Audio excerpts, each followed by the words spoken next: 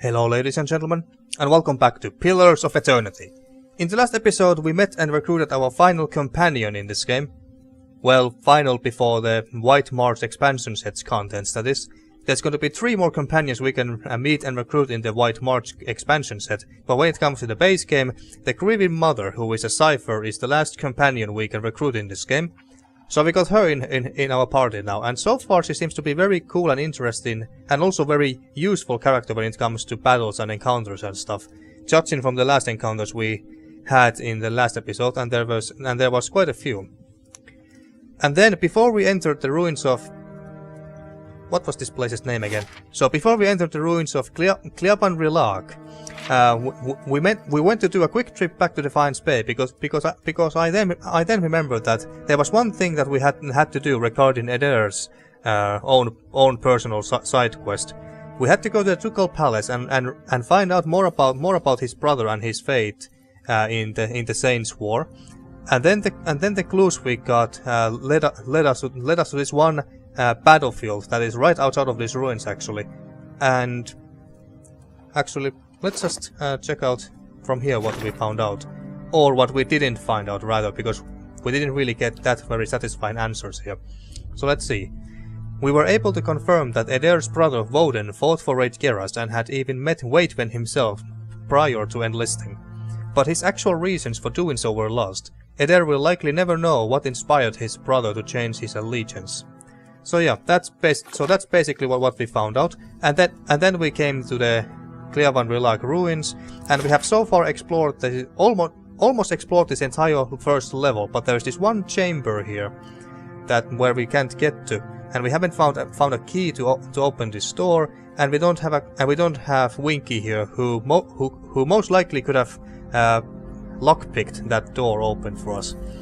And the other character who has the highest mechanics skills is Durance, and he can't open that even with lockpicks. So yeah, and oh yeah, there was this one camping supplies items right outside, wasn't there? But I couldn't pick it up because we were full, and now I only have 2 out of 4 camping supplies because we had to rest 2 times because the enemies in these ruins, especially those corrupted druids with all of their poison AoE crap on the floor, really screwed me over many times, especially in places like these narrow hallways and corridors and shit. So I think I'm gonna go outside real fast and go and fetch that camping supplies item and then come back here. So in just a moment. Alright, I got 3 out of 3 camping supplies right now, and here's the door I just mentioned, but I can do that. We can't open it, and we didn't find any keys or anything else lying around here that we could have used. But then again, I most likely just missed them. And I'm quite sure that once we have explored this entire dungeon, we end up into this other side here. And then we're gonna make some sort of a magical bridge across this gap here, which is going to work as a shortcut out of here. That's just my wild guess. But I'm just wondering that whether I should just try and explore this dungeon once more, and try to find that key. And I can't go there because these guys can't swim apparently, or they just don't like to get wet. Well, this shouldn't take too long. Alright, I searched through this entire first floor, and I didn't find a key. And I highly doubt that it's so well hidden that I was have to be in scout mode in order to spot it. So I'm just gonna leave. Maybe we'll find a key on the lower levels. So let's go to level 2. Alright, now this looks more expansive. I actually like the fact that there's more open room. Now I can dodge the corrupted druids, that poisonous green AoE crap on the floor much better. Those really screwed me up in last episode. And also let's try to make sure that I'm not missing anything, not loot or anything else. I saw 2 guys walking in there. Could be Leaden Key members. A series of Pictographs, simple but clear, are carved on a column in this alcove. And how does it continue? Figures of men and women with their arms raised are carved into the top of the column. Suits of armor in the same pose have been chiseled into the bottom. I see. But before we try anything, can we get here? Alright. Something tells me that there's going to be a trap there, I know it. I think... Oh! Ah, someone is coming here. Engwithan, and it's a vessel type of character. Oh, they are kind of like the Forge Knights back in Defiance Bay. Yeah, I'm quite sure that those are that's what vessel means. All right. Let's let it come here. I don't want to go here and risk getting myself hurt by traps. Well, that was easy. Well, it was 6 against 1, so of course, but still. Anyway, your thoughts must flow deeply indeed. Yes. So like I was saying, she had the highest stealth stats, if I remember correctly. My thoughts will be as silent as my feet. God damn it! I knew that there was going to be a trap. So it's those skull thingies, I take it. Well, we didn't lose that much health, but they shall see nothing while I see much. So let's try to be more careful here. One step at a time.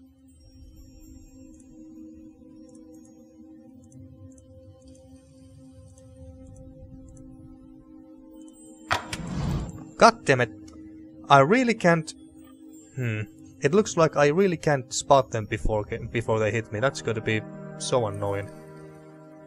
And I want to be very careful because I don't want to use campy supplies too many times just because one character is about to die or something. Phantom has spirit. Anything else there? Doesn't look like it, no. So I guess we can go in there. Oh, there's another door here. Well, I guess we can check that one out as well and see if there's anything interesting there. Yeah. Or is it going to be the same kind of corridor? The other option, of course, is that we also try to figure out what's the puzzle with this door, and then try to do it and then open the door. Or at least I assume that there's some sort of a puzzle there. It kinda sounded like it when I read it. What do we have here? Besides phantoms. Well, it's one phantom, which died instantly. Are those skulls? No, they are some sort of crystals with 3 symbols, or one symbol that consists of 3 things. There we go.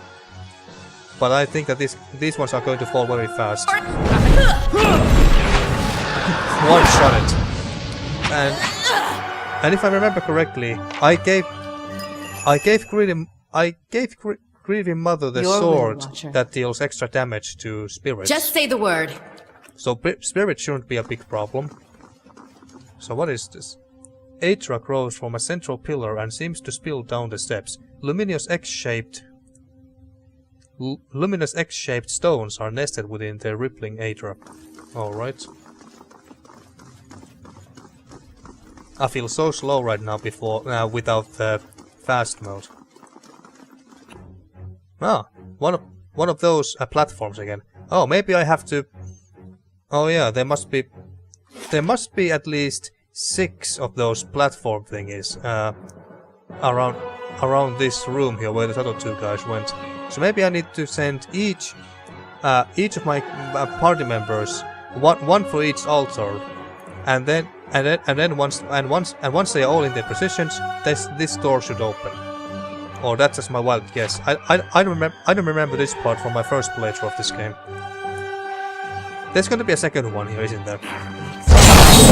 No? Or maybe he's there somewhere in the fuck off wall. Oh, more than just one. All right, that's what I'm talking about. No corrupted druids, and that's a good thing as far as I'm concerned. Can I even charm these guys? I don't know. let's see if I can charm a vessel. I think I'm just gonna hold on to your spells for now. I don't know if I even need to buff my party here. Because these guys fall very easily, by the looks of it. I'll let you know. Where are you? Oh, you are there, and you're using your pistol. Well, I guess that's fine. I shall. So did you charm the target? I guess it didn't work. Well, I didn't expect it to.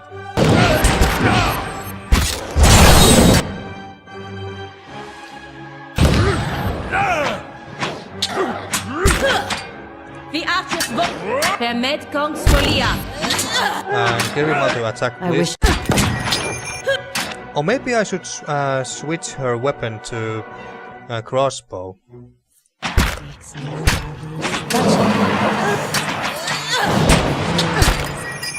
Well, we're doing fine so far.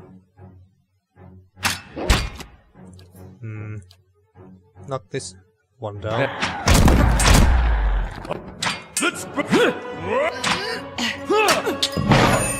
Come on, kill it. There we go. Now, do these guys have anything interesting on them? No, just simple Engwithan daggers and shields and biting coppers and shattered animate armor. I'm on it.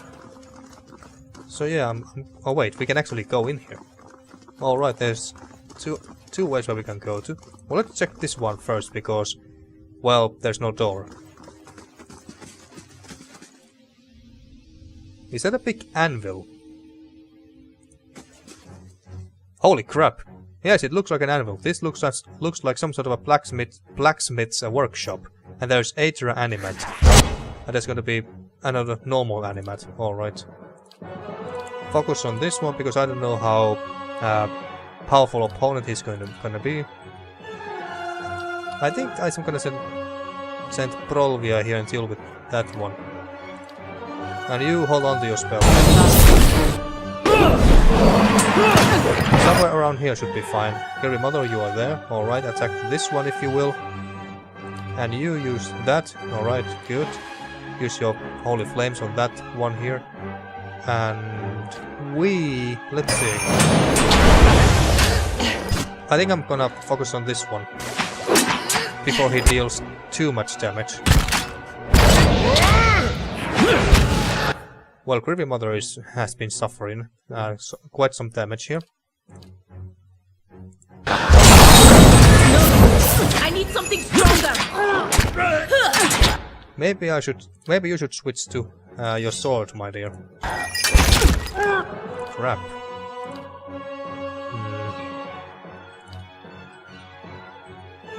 He's about to die. I guess you can use this.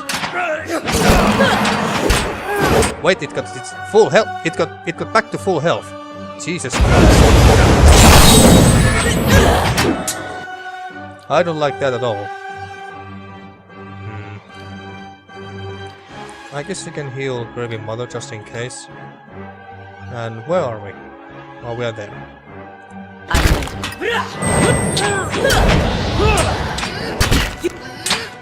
And there's one more animate there. And heal to runs. Oh wait, no. Yeah, once per encounter. Use second wind after all. Now you just focus on this. Animate blacksmith.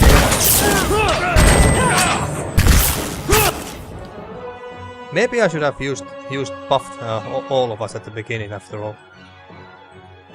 Use your AoE heal at this point, and you haven't used any of your knockbacks. Where are you anyway? Oh, you are there. Knock this one down.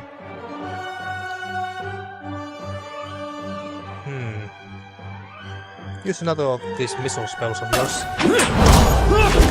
Lava.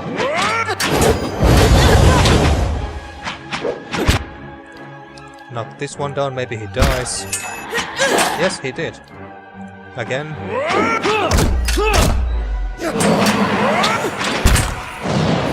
Gary Mother, where are you? Oh, you attack him. Good.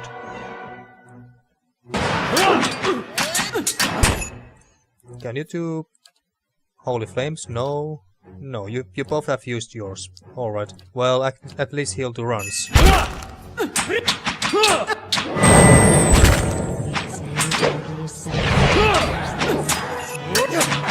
There we go, it's down. There we go. Just say the word. We could have defeated them much faster and easier, but I don't want to waste too many spells in one encounter. We got an interesting looking necklace. Well, okay, not really. It only seems to be giving 2 perception, so it's not earth-shatteringly good or anything. But I guess we can have a closer look at it before we make any more judgments here. Let's see. Oh, yeah, it only gives 2 perception. Alright. Well, I guess we can give it to someone. You shouldn't have anything on you. Oh wait, yeah, you have your cape, and this is more useful for you, I think. Anyone else? Everyone else has a cape or a necklace of some sort. Alright. So this is pretty much next to useless, I think. Now, anything else here? Leave it to me. Do these weapon racks have anything? Well, fine mail armor. At least we can sell that if anything, if nothing else. And here, meh, just crap. What do we have here? Fighters in iron, relentless and fierce as the thousands of foes. And there is another one of this here. Images of men and women swinging hammers and heating iron over a forge fill this alcove. Alright. So there is one of those altar-looking things, or platform things there. Alright. Let's go in here then and see what we have there. Assuming it will open for us. Ah, yes it does. But isn't it... Yeah, it's this big room here, where those other 2 went.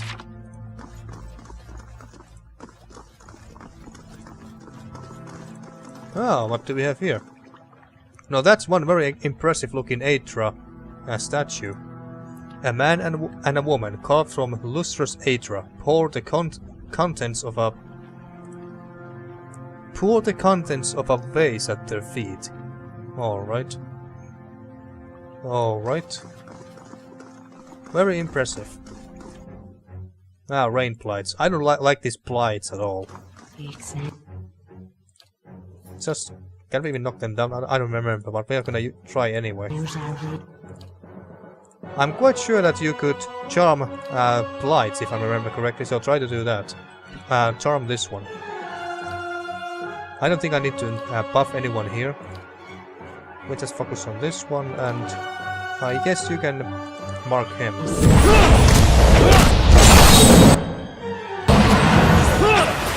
Yeah, you could charm him. Not that I think we needed to, though, because they fell down very fast. Maybe we are out-leveled in this place a little bit. Or maybe we just have so good gear that we are simply killing almost everyone. Although the last encounters in the last episode did give me quite a bit of trouble. You're mine! Get to our enemies! Alright, you can... Yeah, there we go.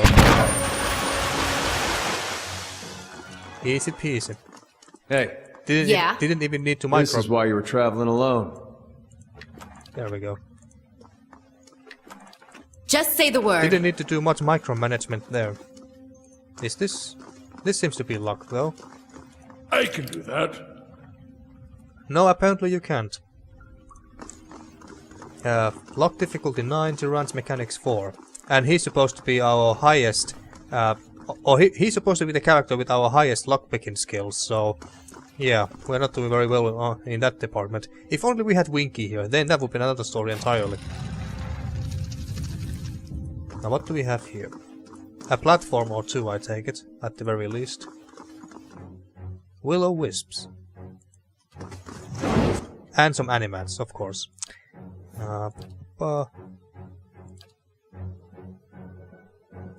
Let's not be too greedy and let's buff everyone here at this point.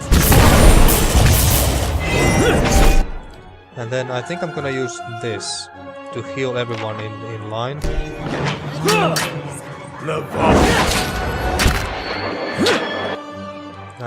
knock this one down, and you... Are there any will-o'-wisps? Oh no, they fell down very fast, I didn't even notice.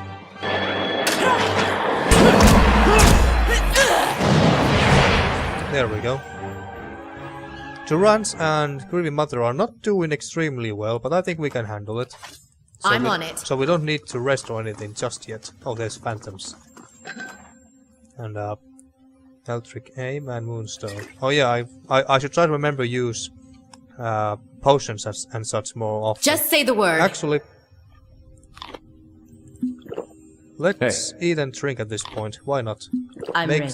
Makes our lives easier. Aye? Eat and drink.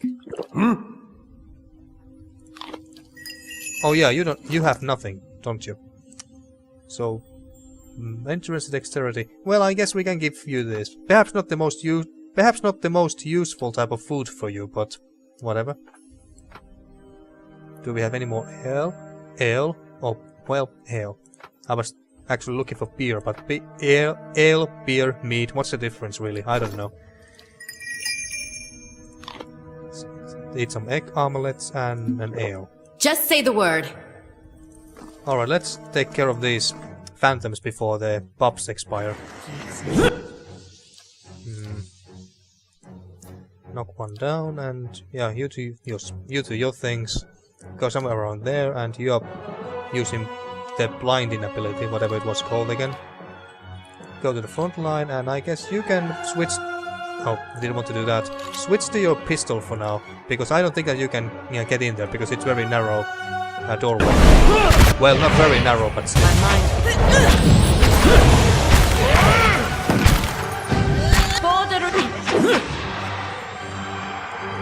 Yeah, that was easy. Oh, look at that. Seems like some sort of a sacrificial altar or something. They drop no loot? Well, that's lame. I'm on it. That's lame. Time was a veil to the godless. No blessings to reap and no mercies to show. The pictograms in this alcove portray a procession marching to an altar. A lone figure lies upon the altar, and another member of the procession drives a dagger into his heart. Something flows from the dying man, which I assume is blood, into a white stone perched above the altar. Yeah, I'm quite sure that that's called blood. There's more phantoms. Oh yeah, that's that one lone phantom there. And we have made a complete circle here, folks. We just need to open this door. Oh wait, we can go there as well. Just say the word. Alright, let's check this place first. Before we try and... Oh, there's a door here as well. Let's check out that place first, but tanks go first. A will-o'-wisp. They don't stand a chance at all. No wonder I didn't notice them dying in the last encounter. The images in this alcove depict a row of pale stones surrounding a suit of armor. I never have time to read them. Something flows from the stones and into the armor, imbuing it with a golden halo. And here? 4 egg-shaped stones sit atop short, narrow pedestals. All face an altar in the middle of the room. Actually, now that I look at those, well, crystal stones, the symbol in the middle, that kind of looks like Heroes of the Storm symbol in a way. Anything else here? No. Alright, so how many altars have we found? There's 1, 2, 3, 4, 5, 6. But wait, there's even more.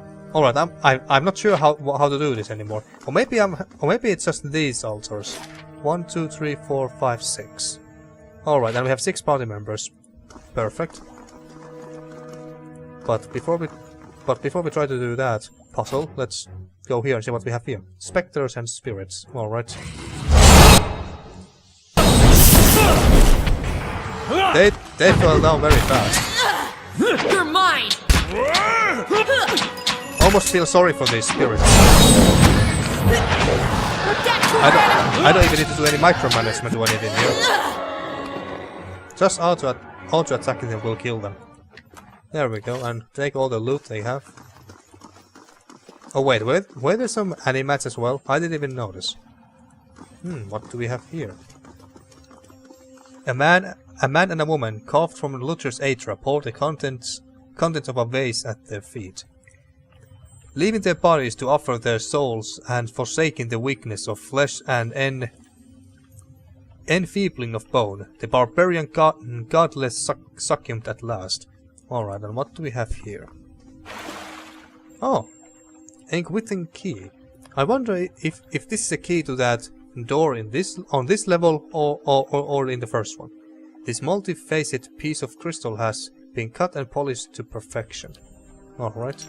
So we got the key from there, so I guess I don't need to to move any of my characters on top of these platforms or anything.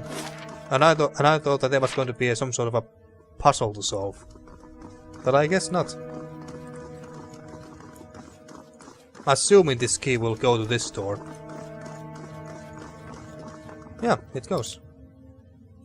But I wonder if this key will also go to the door in the first level. Well, we'll find out eventually, but let's move on to... I don't know will this goes upstairs, so I guess this will lead us back to level 1 or some other place.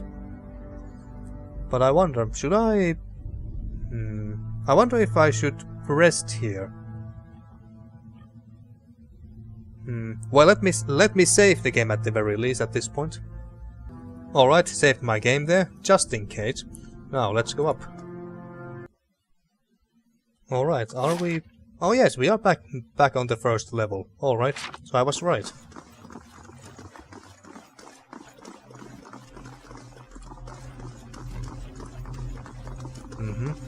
These altars here. Oh, look at that.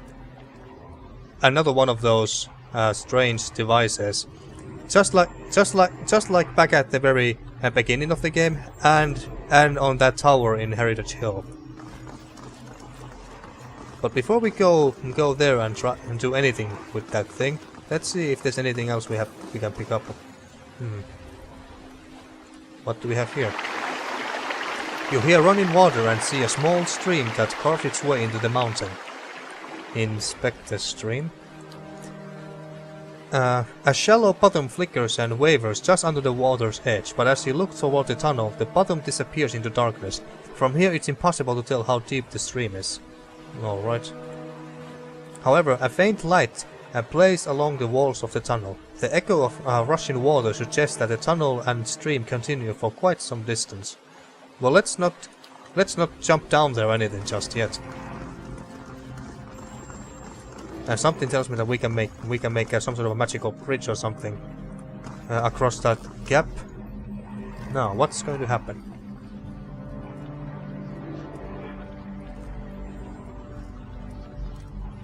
Well, nothing yet. And where are the cultists that we just saw? Did they already sacrifice themselves to this machine? Something in the ether hums and buzzes through your teeth. Well, anything on you? No, he just disintegrated into ash.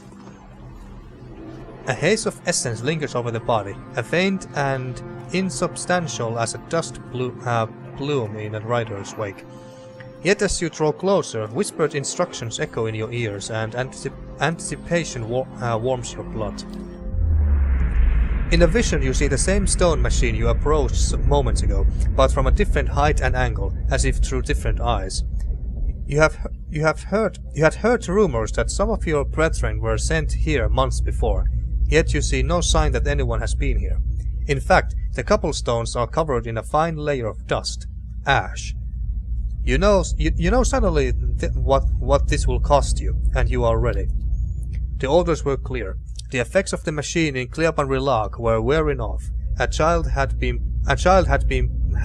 born not far from Dyrwood recently, its soul intact. The machine would need to be reactivated. You and your companions take up your positions. You share a final look of affirmation between yourselves. They don't know your name and you don't know theirs, but you know that you are doing the work of the gods together. None of the rest matters. Two carved bands of stone in the middle of the machine grind into motion. They rotate in opposite directions, picking up speed until they spin like freshly greased carriage wheels. A wind shrieks through the cavern, accelerating with the stone rings. You press your hands to your ears and grit your teeth against the nose. You're about to shut your eyes when you glimpse a new movement. Rows of triangular flaps around the machine open like petals. You don't know what's happening in the machine, but you feel a tingling at your extremities. Searing pains and spreads through your body. A hot knife separating every tissue and ligament within you. All the while it feels as if you are falling toward the machine, your stomach mash against your spine. What happens next is too fast to process. You awaken from the vision to find yourself kneeling and gasping for air. Holding your head, you let the tiles between your knees gradually come into focus.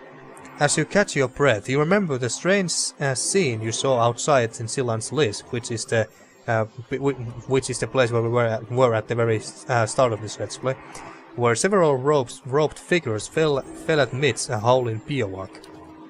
Looking at the ash scattered across the cavern floor, it is apparent that the Leaden Key has been doing this, whatever it is, all over the Dyrwood. And it looks like we got a level. Nice. So it looks like these Leaden Key cultists have been activating these machines, or should I say recharging their batteries, if you will, by sacrificing their souls to it, so that they can keep this so-called Waitwen's legacy going and stop the babies from being born with intact souls in their bodies. But for what purpose, that I do not know. But I guess we'll find out eventually. Now, I guess there's no other place where we can go to. But let's see. What was that bell? Well, whatever the case. Let's see. Let's move some characters to these, on top of these, well, whatever these things are supposed to be, and see if anything happens. No, there's no magical bridges or anything coming here, so we can have a shortcut to the way out. Apparently not, which is a great shame because I really wanted to test this key on this door here. Are you seriously telling me that there's no other way to get there? Oh wait, perhaps if we go there, we can come back through here. That could be it. Alright, that works for me. Just say the word. So let's give it a shot. Your thoughts must flow deeply indeed. Alright, is everyone here? Just say the word. Yes, everyone is here. Good. So let's jump into that stream through this hole here. Way to the tunnel. You take slow, sloshing steps toward the mouth of the tunnel, holding yourself upright while the current tugs at your legs. The cold water leaves you gasping, and as it rises past your waist, you fight to control your breaths. The stream bed soon drops out from under your feet, and the current pushes you toward the tunnel with growing force. Swim into the tunnel or return to the shallows. So basically, go back to where we just from where we jumped to the river. I take it. Well, no, swim into the tunnel. The current pushes you through the tunnel faster and faster, sucking you downward, over your head. The tunnel narrows and drops, leaving only a thin pocket of air. You take a final deep breath before the current drags you into the depths. I hope you're not going too deep, because that wasn't my intention here. Rays of light pierce the darkness, but the current is moving too fast now for you to see more than flickering glimpses as you speed by. You keep your hands in front of yourself and focus on avoiding the jagged rocks that appear suddenly in the darkness, jutting from the walls. A light winks at you up ahead. You are approaching it fast, but it looks to be the mouth of a second, smaller tunnel. You might be able to reach it, but your lungs have started to ache. Grab the edge of the tunnel. Or continue with the current. Let's just grab the edge of the tunnel. You wrap your fingers around the rocks lining the tunnel and peer into it. It terminates in a dead end, but something glints among the rocks at the far side. Reaching it would be a challenge for anyone without strong lung capacity. So swim towards the glint, send Eder, Palagina, Alo to run so giving mother. Reaching it would be a challenge for anyone without strong lung capacity, so I assume that we have to send someone who is physically very strong, has a lot of athletic and constitution points, and has lots of endurance and stuff. So I guess I should send Ederde, or should I go? I think I'm gonna go. I'm the leader of this group after all and everything. You pull yourself into the tunnel, executing deft scissor kicks while the passage narrows around you. Before you reach the end, you feel your lungs hitting their limit and turn back. What? So I didn't make it? Swirling and tumbling through the darkness of the tunnel, you at last see a halo of light above, and you swim and kick toward it. At last your head breaks the surface. You gulp air into your aching lungs, and you pull yourself to the edge of the pool, crawling out of the water. You look at the cavern around you as you massage, feeling back into your aching, cold, numbed limbs. Alright, so we got back here. Nice. Just like I thought. Now, let's go to this door and see if this key we picked up earlier will go to that. I really hope it does. And, oh yeah, you should... Oh, I didn't want to check my inventory. Ah, goddammit. There we go. So, let's run there a bit faster. And just in case there is million enemies on the other side of the door, tanks first. Ah, it worked. Maybe there's lots of treasures and shit in here. Well, there's bound to be loot here, that's for certain. Let's go in. There seems to be only 3 of them. So basically they are not going to be a challenge. Actually no, you... No. You attack this one, we attack this one, and you can mark this one. You hold on to your spells. Where are you? You are there, alright. And you go somewhere around here, and you, I guess you can go somewhere around here. Attack this one. Flank it. Alright, and you use your spell somewhere around here.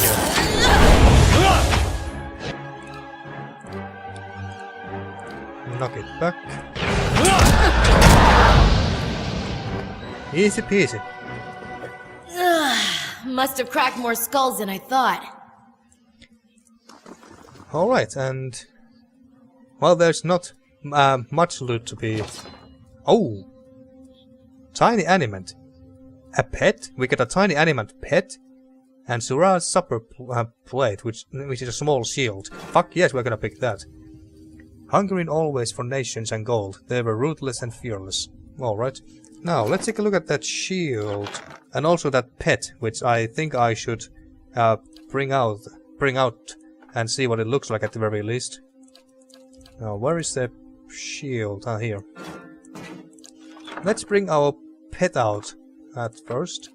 I really wish that everyone could have their own pets out.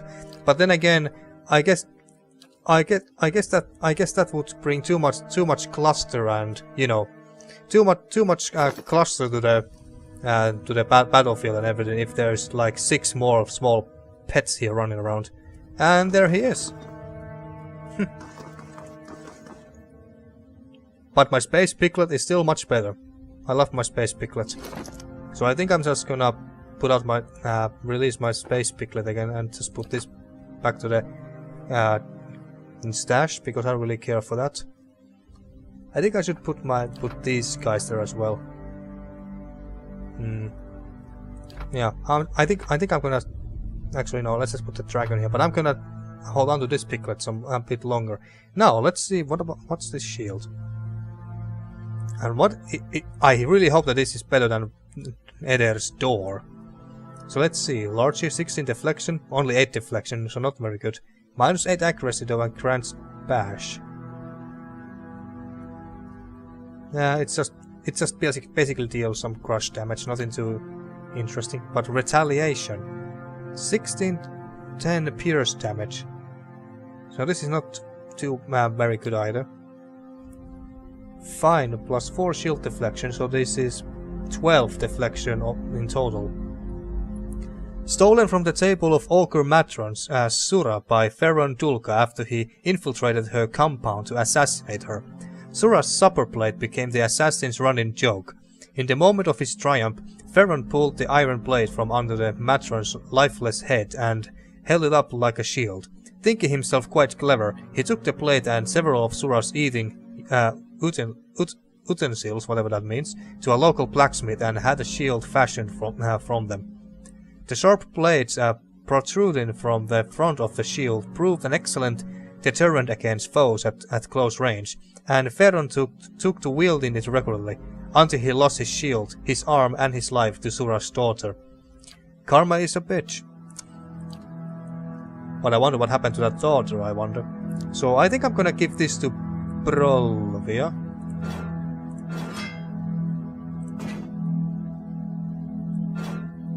Oh, let's just do this. Can't I just put the shield? Holy crap, look at that. It looks so... Alright, it looks shitty.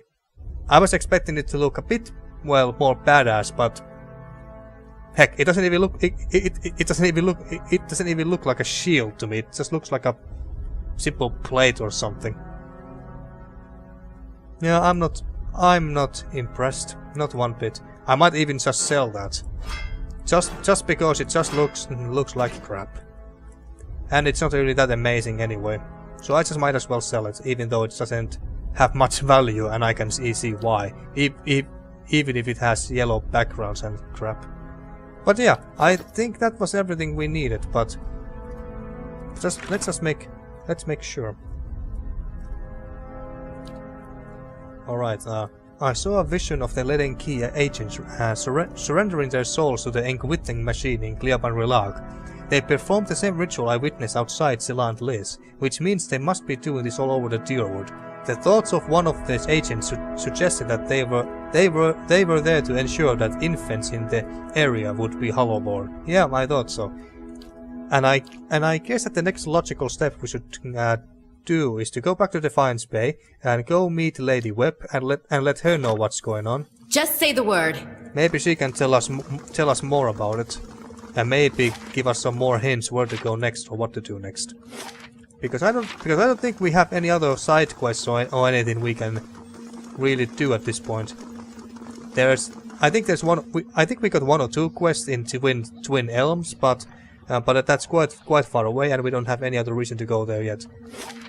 Or let's check anyway. What was this again? Inform Lady Webb about the Leaden Key's activities. Yeah, I thought so. Dream and memory. What was this?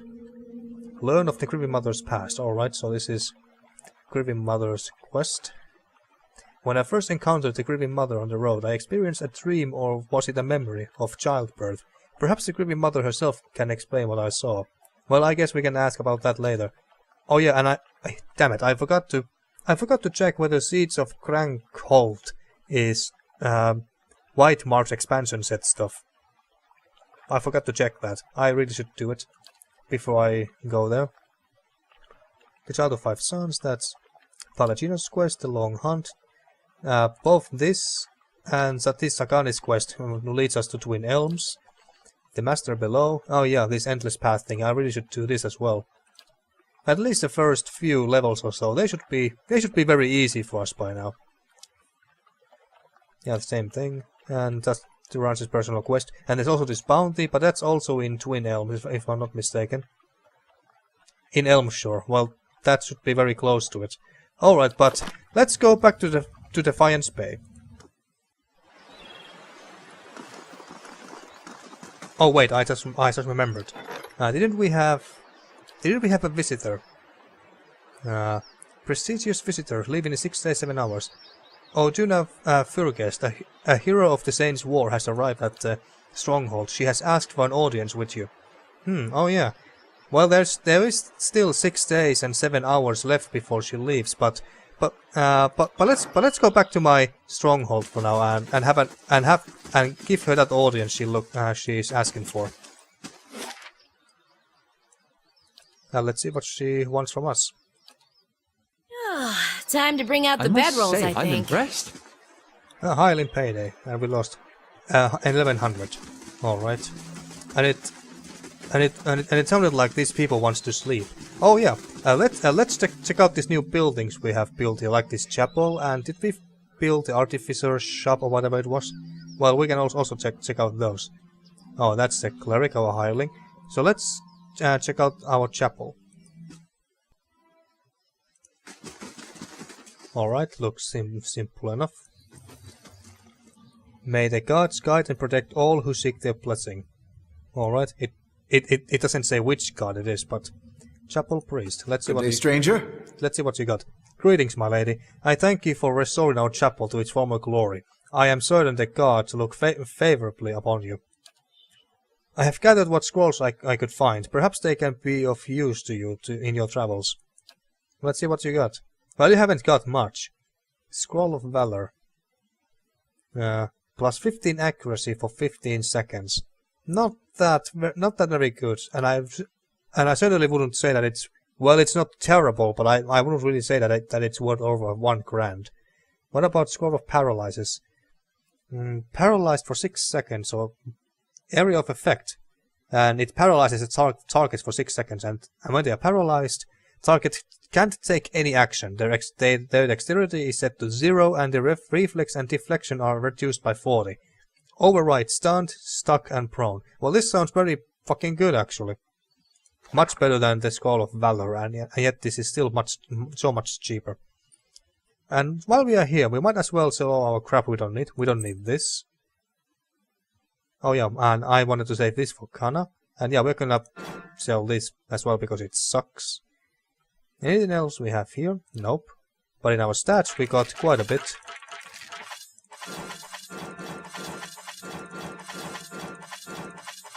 There we go. And we are getting 1 grand from that. 2.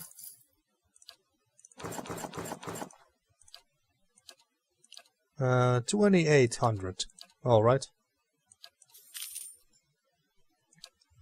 Thanks. Just say the word. Although you didn't have much, but that's something.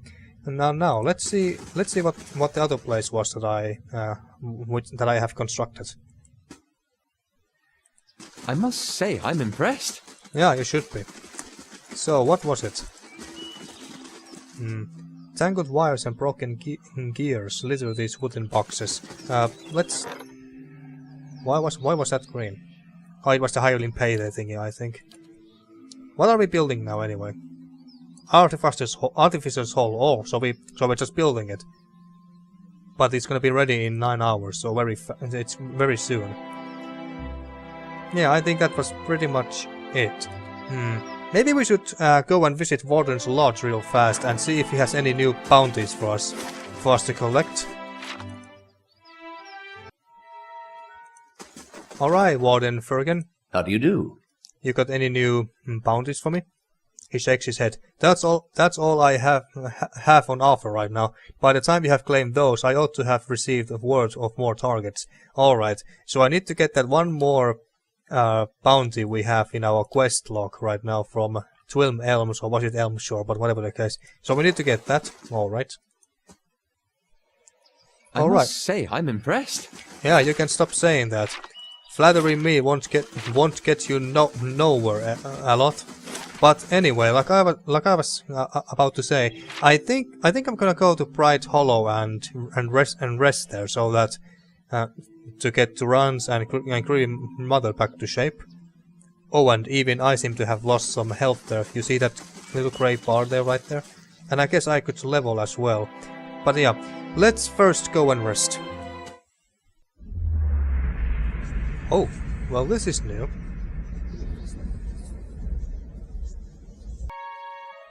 Or not. I must say, I'm impressed. Shut up, Alot. So anyway, at first I thought we were about to see another vision or learn more of our past lives or something, but apparently not. All right, and I think I'm gonna level myself fast here. Now, what to give us? Athletics would not be a terrible idea. But scrolls would also be good, I think. Let's just give 1 point to scroll and maybe survival.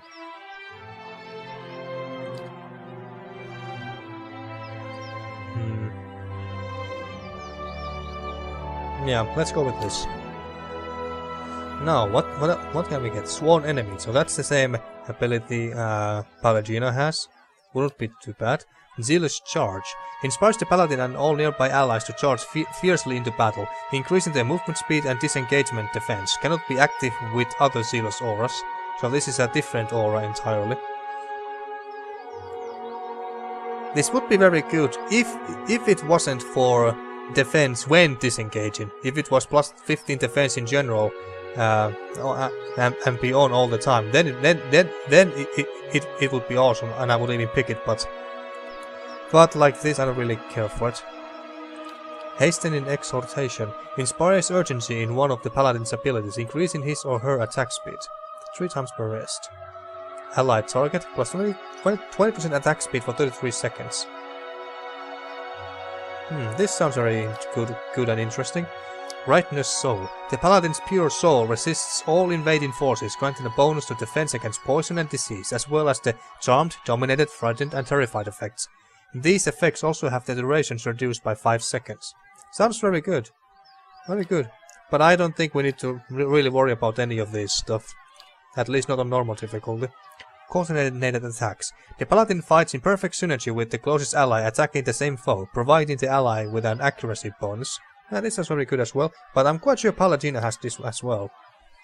Zealous Entrance fills the Paladin and his or her allies with unshakable confidence, increasing their damage reduction and converting a portion of incoming hits to graces. Cannot be active with other Zealous auras. So this is another aura. So it gives plus 3 damage reduction, plus 15 of incoming hits converted to graces. That sounds very good as well. Reinforcing Exhortation commands an ally to redouble their efforts, improving their deflection. What did that do exactly? Deflection is a defense used to resist direct melee and ranged attacks against a character that are not area of effect, AoE. It is defined by the character's class level and resolve, but may also be influenced by shields, certain weapons, talents, and other effects from spells or items. So basically with this we can make our character, ourselves or one of our allies tankier against physical, ranged and melee attacks. Yeah, ranged and melee attacks. That sounds very good as well. Ages of Loyalty. Confused, charmed and dominated characters have severe accuracy penalties when attacking the Paladin. Additionally, the Paladin's attacks against such characters do minimal damage and always end the effect. So basically, if one of our allies gets dominated or charmed or whatever, and they attack us, they do very little damage to us. And when we hit them, we end the effect and also hit for very little, so we don't even damage them that much. That sounds very good, but it also sounds like an ability that would be more useful in higher difficulty. Deprive the Unworthy. The Paladin temporarily snuffs out all active benefits effects on a single foe. The effects resume once Deprive an Unworthy ends. And it lasts for 22 seconds apparently. Liberating Exhortation commands an ally to summon all their strength in order to temporarily ignore existing hostile effects. The effects will resume once Liberating Exhortation ends, and it's twice per encounter. And it lasts 22 seconds. This could also be very good, very support type of talent or ability even. Hostile effects. I don't really know if we really need this. I actually like this bit more. Yeah, I like this more. This could also be very good with Winky because she has very poor defenses overall, and the more defenses we can give to her, the more tankier she becomes, and the longer she stays alive, the more damage she does. Even though she's not in our party right now, but I keep that in mind when I get her back to my party.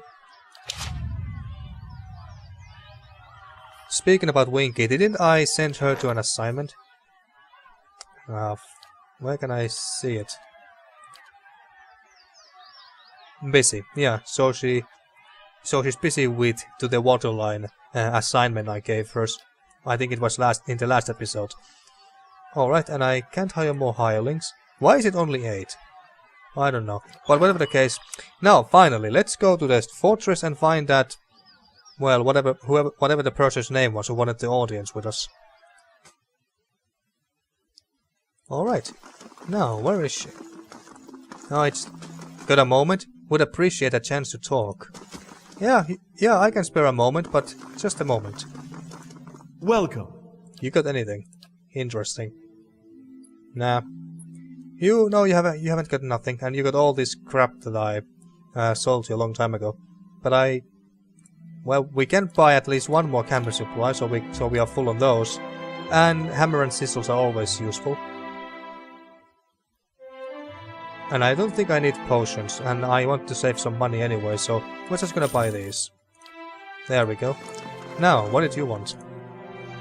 My lord, it's my lady. I don't wish to trouble you, but I could use your help in a personal matter. Personal, huh? Very well, let's hear it, whoever you are. You call your allies together and motion for the petitioner to step forward.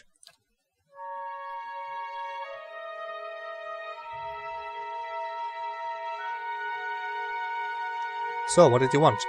This is harder to say than I thought it would be. My name is Odiena. I fought in the Saints' War, same as most of my kin. I followed orders, no more, but between one thing and another I guess I made a reputation for myself. They call me a hero. Every street I walk down, I get handshakes and comments. The dozens, they act like I'm some figurehead for their schemes. The things I have done, I don't get much sleep. The last thing I need is all this attention. All I want is some peace. Please, you are the only one I can turn to. Well, alright, but what do you want from me exactly? Sounds like you could use some rest. You shouldn't hide from your past. Perhaps one of my companions here can help you. I mean, how? What do you want exactly? You want peace? Well, if you want to stay here, then that's fine, I guess.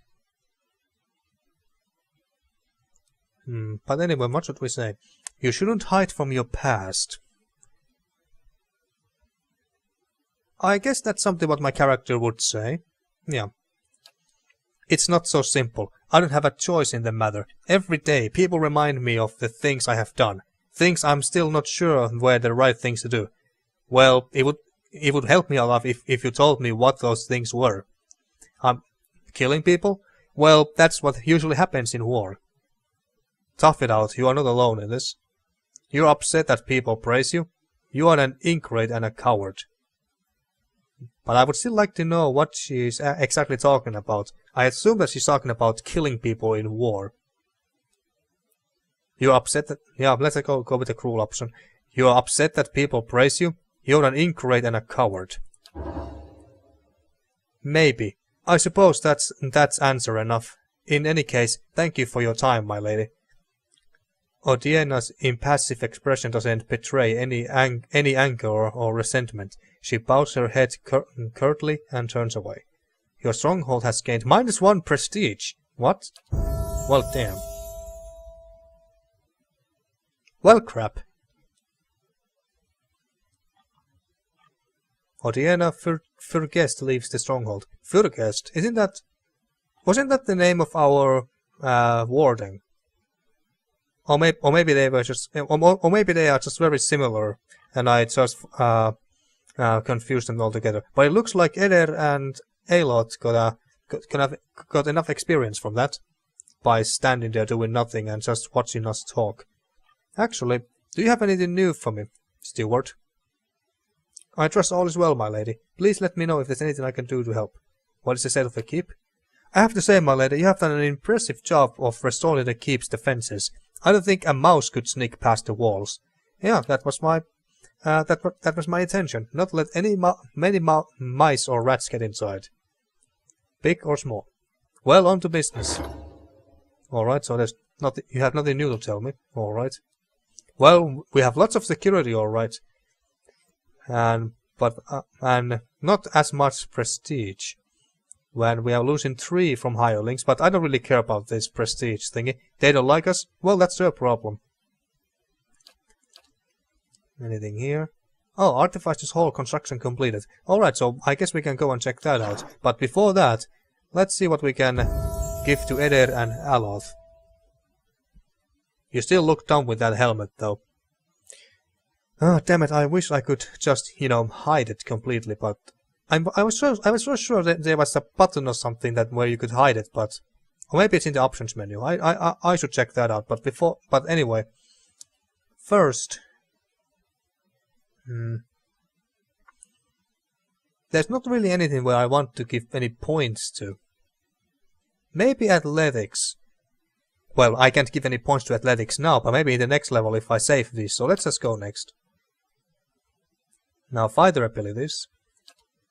Vigorous defense.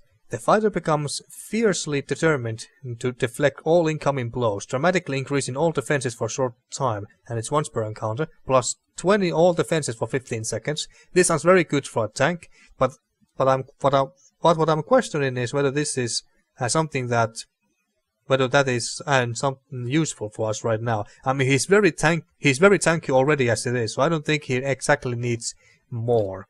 But let's see. Armored Grace. The fighter is perfectly suited to wear even bulky and restrictive suits of armor, lowering their recovery penalty significantly. This could also be very nice. So what this basically mean is that he can hit faster and do his abilities faster and stuff like that. I like the sound of that. But I want more abilities for him, so he would be more fun to play. Unbending. The fighter draws strength from his or her own indomitable spirit, causing them to regenerate 50% of endurance lost from an attack. At first I thought that, hey, fuck yes, this sounds very good. But if the effect is lost whenever he's attacked and he takes damage, he loses it. That doesn't sound very good, so I can't use that in the middle of combat when he's surrounded by 2, 3, 4, 5 guys or something, all attacking him. Then I can't use it there. Use a 50% of damage taken. Wait, what? 50% of damage taken converted to healing over time for 15 seconds.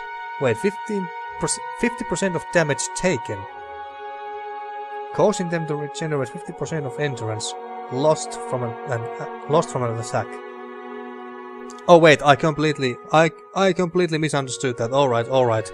So all the damage that we take is turned into healing during combat. All right. Now that makes more sense. That makes so much more sense. All right. That changes everything. This is pretty fucking good. But before we pick it, if we pick it, let's see what else we got here. Confident aim. Steadies the fighter's arm, causing a percentage of their graces to be converted to hits and increasing their minimum damage for melee weapons. Nah, he's not really that much of a damage dealer anyway. The fighter intensely focuses on his or her training, significantly raising accuracy for a short amount of time. Once per encounter. Nah, it's not too good. Not for him, anyway. Critical defense. The fighter expends extra effort to repel the most savage blows, causing a percentage of all incoming critical hits to be converted to hits and hits converted to graces. So plus 20% of incoming crits converted to hits. Yeah. Alright. Not too bad. Clear out. Sweeps the fighter's melee weapon in a large arc, knocking enemies prone and causing crush damage. And it can be used only 2 per rest. Only twice per rest. Not per encounter, but per rest. That sounds quite bad. Well, the ability itself is very good, but only 2 times per rest? Well, I guess it is quite powerful, so maybe it's justified. But I really don't like abilities that have the per rest limitations. Per encounter is fine. The fighter's disengagement attacks have increased accuracy, damage, and will knock enemies prone. Alright, so basically, if I understood this correctly, if an enemy tries to disengage and basically run away from us, we can our disengagement attacks against them become more accurate and we deal more damage, and we also knock them prone. Fearless. The fighter is immune to the frightened and terrified afflictions. I don't really care for that. I actually like the unbending here a lot, so I'm gonna pick that. Alright, and lastly, Aloth. Now, for you, lore would make very much sense, but at the same time, I think that athletics wouldn't be that bad. What else did lore do? Let's see. The more lore we have, the more high level scrolls we can use. That I do know, but let's see. Lore represents a character's accumulated miscellaneous, is that how you spell it? I don't know. Knowledge and trivia, often of occult or esoteric topics. Outside of conversation and scripted interactions, lore is used to activate scrolls. Higher lore values allow the character to use higher level of scrolls.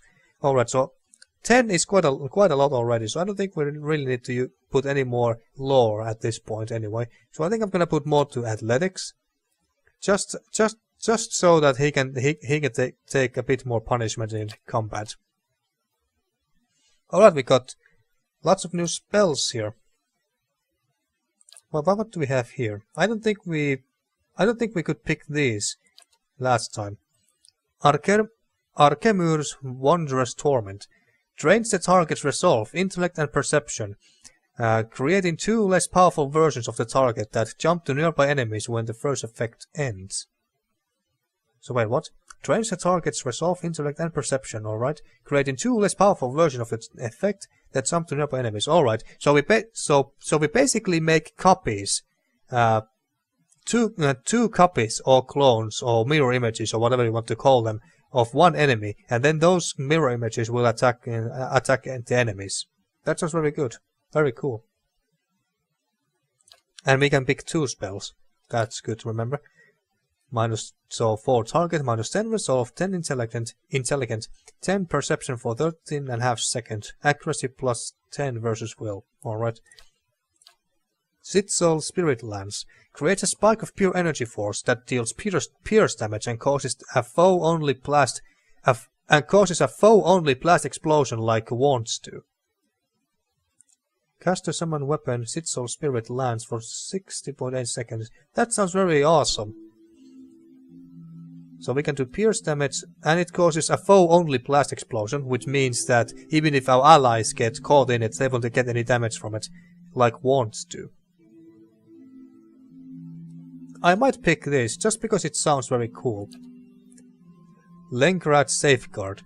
An insidious magical contingency activates when the caster hits 50% endurance. He or she immediately knocks all enemies immediately close enemies prone while gaining a damage reduction and defense bonus for a short time. So a self-defense spell basically. So whenever we hit 50% endurance, or health in other words, we get 20 to all defenses plus 10 damage reduction for 81 seconds. That's quite a damn long time. That sounds very good, but again, this also sounds much better and useful in higher difficulties. Malignant Cloud. Generates a cloud of virulent poison, inflicting raw damage to anyone in the cloud every few seconds. I think this sounds very similar to those corrupted druids we encountered in, and I forgot the damn ruin's name again, but the ruins we just came from.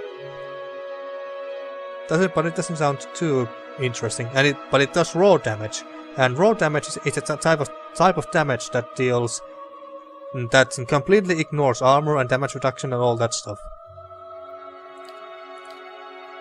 And Ninocone's Bitter Mooring. There we go. The target is hit with a stuck affliction and becomes an anchor for a frigid ray of energy from the wizard that does freeze damage to creatures in its path. Alright.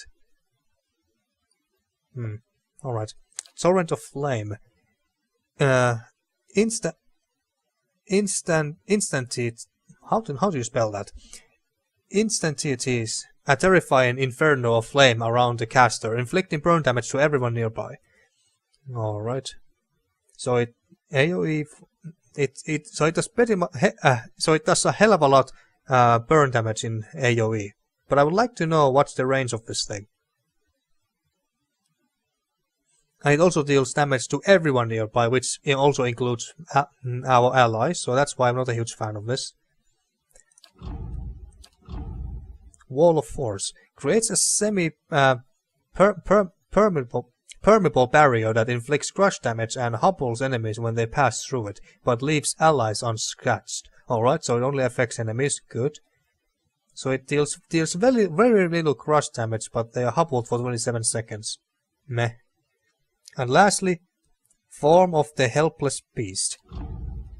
Transforms a single kit enemy, which basically means Aumua, Dwarf, Elf, Godlike, Human or Orlan, into a pig. So it's basically like the polymorph spell from World of Warcraft. The mage, one of the most iconic mage ability spells. The pig has very poor defenses but can move quickly. I actually like that pig, the pig idea. So I think I'm gonna go with this Sigil Spirit Lance because it sounds very cool and well, very useful in general. And then I'm gonna go with this because polymorph. Yeah, let's pick this. Oh wait, we can select more. What didn't I? This and this. Yeah. 0 remaining. Oh, we can select one more in here, I guess. But don't we have all of this? I think we do, so I don't see much of a point in this. Or does it just upgrade them?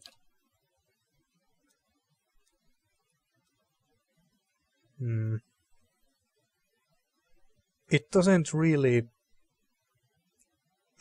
say that if we upgraded them in any way, because I'm quite sure we have all of these. Trust of Tattered Veils.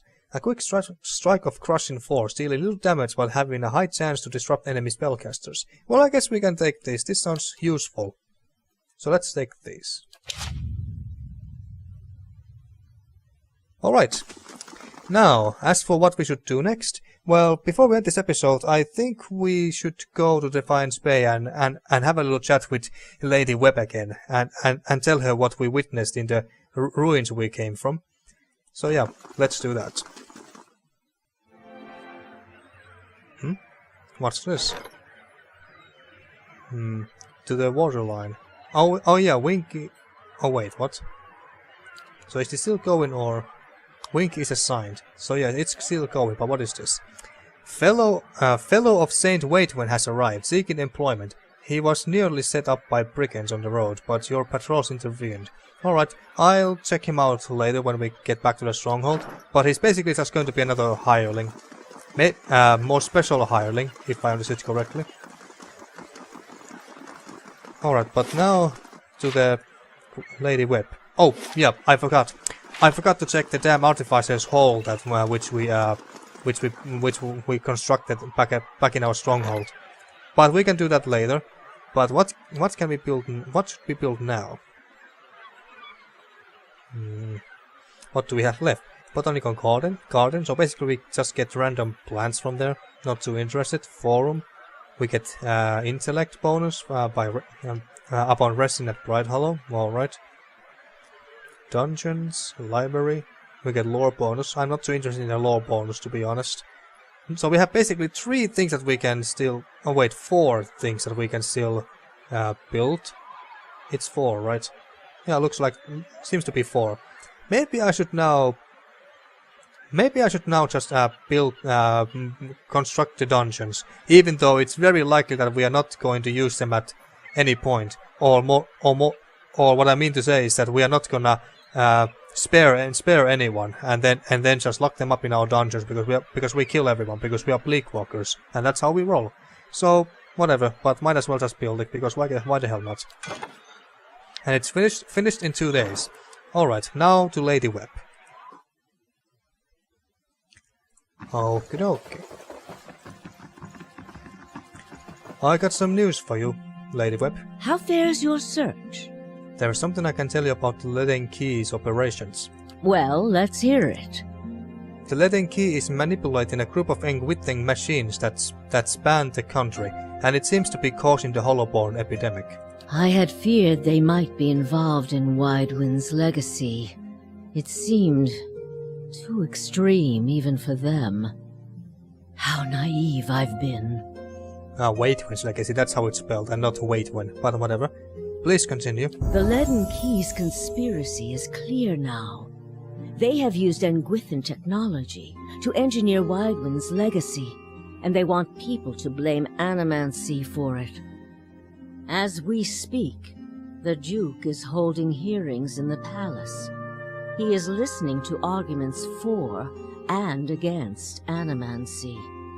When they finish, he is expected to decide whether to outlaw it. It seems the Leaden Key has been pushing Dyrwood down this path for some time. So that's why they have been. So that's the reason why they have been using those strange constructs to make sure that the new infants are hollowborn. But the question is why? Why do they really care whether animancy is illegal here or not? I, for one, would enjoy seeing their little scheme fouled up at the last moment. Our Duke must hear what you have to say. Unfortunately, the hearings are closed to the public, which makes the Duke inaccessible until they are completed. But I'm sure I can get in there. I mean, I'm Prolwia, goddammit. However, certain groups have been invited to attend. You might get in with one of them if you aren't above a little pandering. There are delegations from the Knights of the Crucible, the Dozens, and from House Dominel. If you can gain the support of one of those groups, that may be your best way in. See what you can arrange. All right. And we are in very, very good terms with the Knights of the Crucible. So I'm sure that they are more than happy to help us and get us inside to Ducal Palace and set up with the audience and set up with an audience with the Duke. I want to discuss the animancy hearing at the palace. Oh wait. So we just speak to her, and she will let us out if we have someone who can get us in. Well, let's see. What of them? Wouldn't they allow a guest of Dyrwood Row into the hearings? A guest of Dyrwood Row. What the hell is Dyrwood Row? I keep forgetting what it is. We would only do that as a last resort. Walking in with one of the 3 invited groups puts you in a position of influence. Walking in alone as a representative of Dyrwood Row would earn you distrust among all the rest. It seems our organization has a reputation for nosiness and manipulation, for whatever reason. Oh yeah, Dyrwood Road was this organization, the one Lady Webb runs now. You know, the information broker and spy organization. So that's what the Dyrwood Road was. It would be best if people did not see Dyrwood Row's hand in this. Easier for them to embrace the truth. Alright, fair enough. What is there to know about the Duke? Avar is many things to many people, and that is why he sits the throne.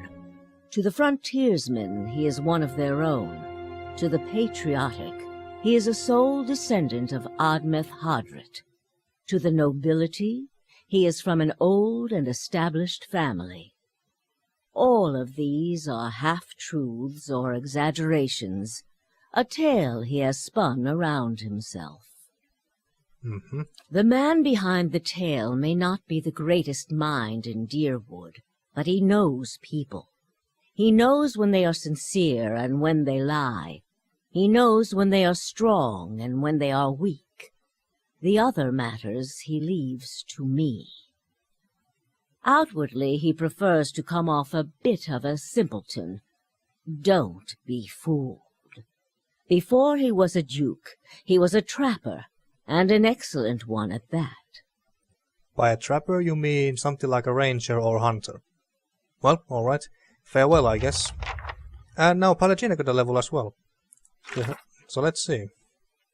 Get invited to join one of the animancy hearing delegations. In order to attend the animancy hearings at the palace, I'll need to be sponsored by one of the 3 main factions represented at the hearings. The Knights of the Crucible, House Dominel, which is the Mafia family, and which I am not in a very good... I don't have a very good relationship right now. Well, not the worst, but not the best either. Or the Dozens, which I assume they hate my guts now at this point, because I've been killing their folks quite a few times by now. So the obvious sponsor in this case is going to be the Knights of the Crucible. So I think that in the next episode I need to go to their keep again and have a chat with the leader, whose name I just forgot. So anyway, I need to go to him and talk to him, and I'm sure that he will be more than happy to help us out. And before I end this episode here, let's check what we can give to Pallegina. We could give more to athletics, which makes nothing but perfect sense. But I was thinking whether lore is also... Well, I don't really care for lore, too much lore for Pallegina, because I would say that Brovia is the one who focuses more on scrolls and stuff. I think I'm just gonna give more athletics. Why the hell not? Make her tougher. And now she basically has for the most part the same stuff that we had when we were picking our ability. So what give to her? Ages of Loyalty. Like I said, this sounds like an ability that would be more useful in a higher difficulty setting, but it's not a terrible choice either. Inspires all allies in the vicinity when the paladin downs an enemy, providing a temporary bonus to all defenses. This sounds also very nice. Revive and Exhortation would also be very good. Coordinated attacks. I didn't pick this with her. I thought I had already picked this ability with her already. The paladin fights in perfect synergy with the closest ally attacking the same foe, providing the ally with an accuracy bonus. Yeah, I like this.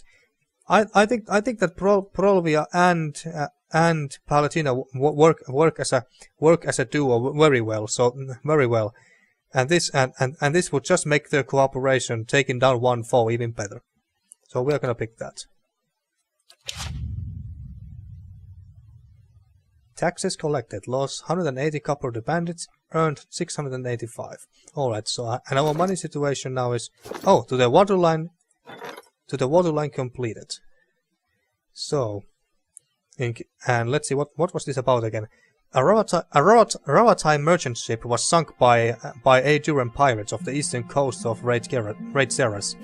Before the ship collapsed into the waves, the pirates made off with a variety of precious treasures, many of which were experimental animancy implements or nautical devices intended for Defiance Bay and Spirento.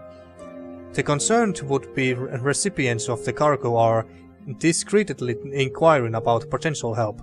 Their hope is to recover the shipment before the pirates learn the value of what they have taken. So what did we get? Also, what happened? After traveling north from Goldhammer Citadel, Winky arrived in the Red Seran port city of Benholt. Several of the pirates had landed there and sold much of their stolen booty. Booty. Tips and rumors from merchants and criminal elements led Winky to the Bone Isles, a small archipelago northwest of Red Seras. The more foolhardy pirates put up a fight, but most of them fled with small scraps of cargo. In the end, Winky managed to recover over half of what was stolen. One item, a small curious diving bell, went unclaimed by the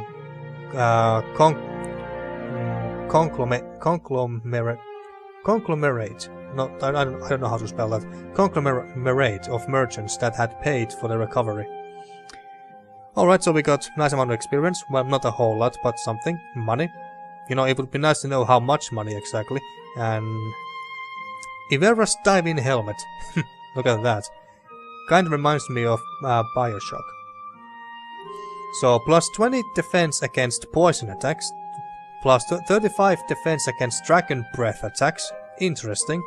But gives minus 1 perception because, well, look at it. I doubt you can see almost anything through that thing. The diving helmet appears to have been a Valiant experiment in assisting underwater exploration, though it only holds a small amount of air. A clever magical enchantment enchantment pressurizes the bell enough to allow for deeper dives than are normally possible. Alright, so this sounds 35 defense against dragon breath attacks. That sounds very damn good against dragons, of course. So that's a really good item we have there. Alright, I think that was basically everything for now. I really want to get Winky back to my party because she's so much fun to play, even more so than a few of my actual companions. All right, so I'm going to end this episode here, and in the next one, well, we'll